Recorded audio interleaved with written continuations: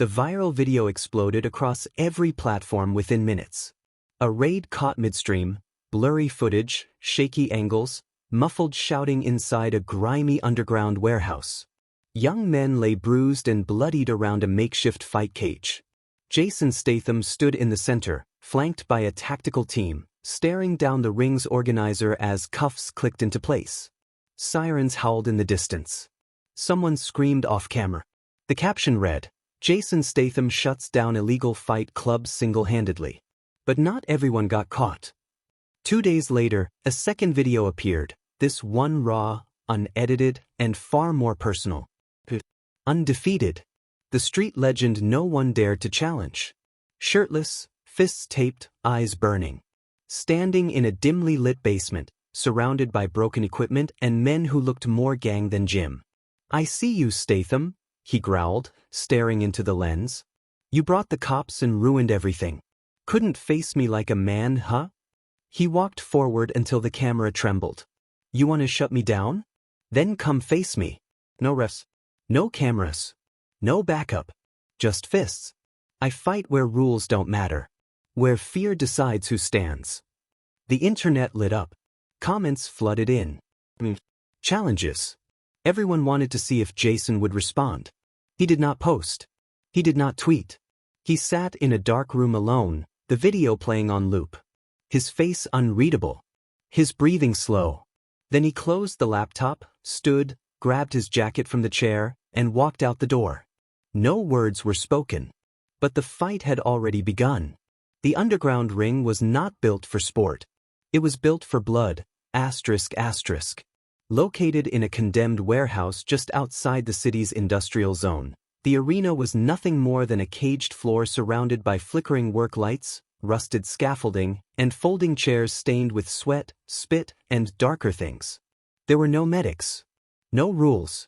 Just bets placed in cash, fights streamed on burner phones, and a crowd thirsty for damage. Fighters were recruited from the streets, runaways, ex-cons, addicts. Men with nothing left to lose and everything to prove. Every punch was a paycheck. Every knockout was one more week alive. Jason had spent months working his way into it.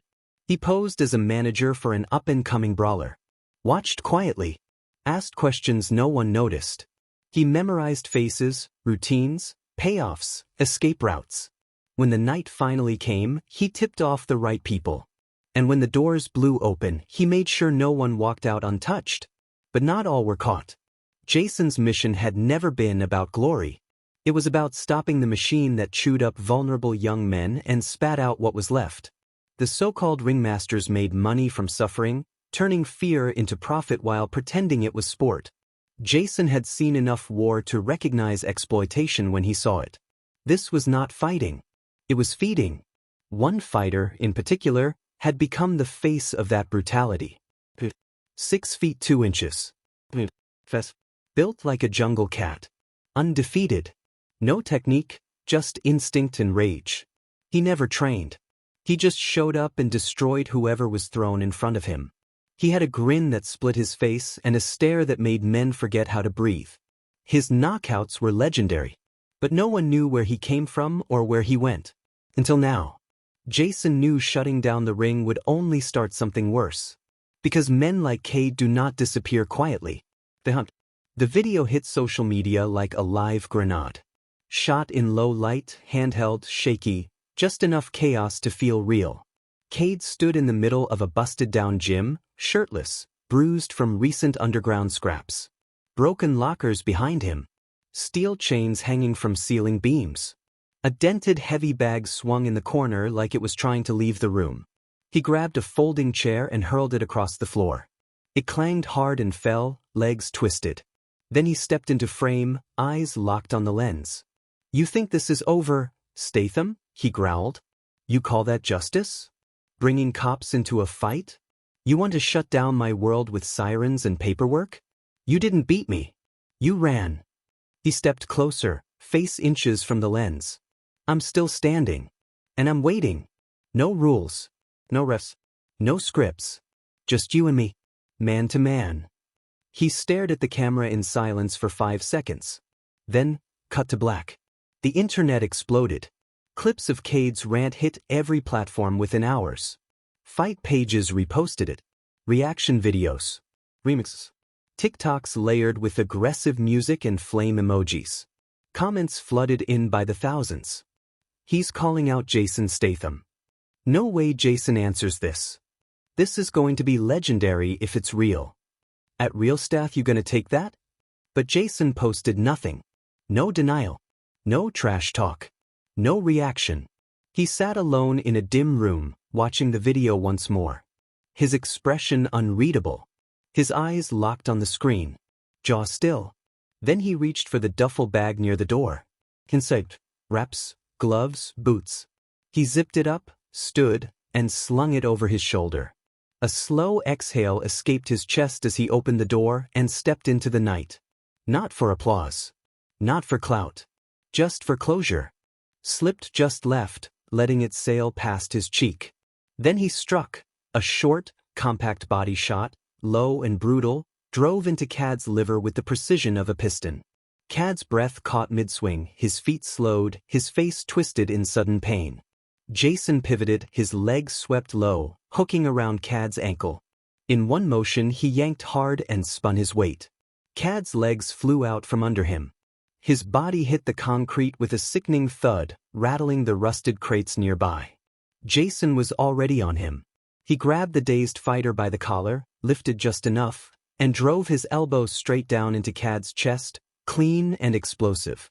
The air ripped from Kade's lungs with a single choking gasp. Kade flailed, tried to stand, but Jason was done waiting. He stepped back, measured the distance with a cold glance, and twisted into a final blow. A full-body right hook, tight, fast, final. His fist crashed into Kade's jaw with a crack that silenced the entire warehouse. Kade's body spun, twisted, and collapsed. Unmoving. Jason stood over him, breathing hard, bruised, blood at the corner of his mouth, but calm. He stared down at the man who had begged for this moment and left him in it, alone. Jason stood still, breath sharp but steady. His chest rose and fell beneath the damp black jacket, every inhale cutting through pain. Blood dripped from his lip. One eye was already swelling, but his posture did not falter. No gloating. No words. Just presence. Kade lay sprawled in the same warehouse he had once ruled, the same floor he had sent dozens of men crashing to, now holding him in silence. His head tilted to the side, eyes shut, jaw slack.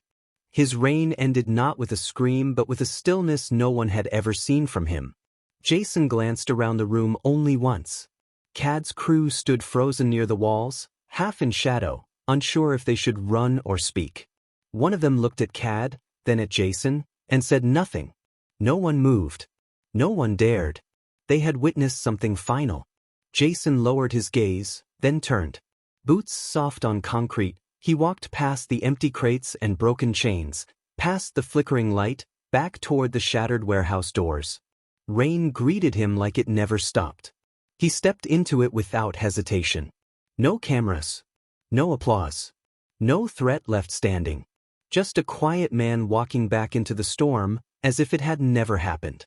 Because men like Jason do not fight for attention. They fight to finish it. Strength is not shown in who hits first. It is shown in who walks away last, with restraint intact. Real fighters do not crave attention or chaos. They do not rise to every insult. They wait. They calculate. And when the moment finally calls, they act, not for ego but for something bigger. Jason Statham did not fight to win. He fought to end something poisonous. He ended it quietly. He left no speech, no message. But the world understood it anyway. Loud men fight for cameras. Quiet men fight for peace. And leave when the noise begins.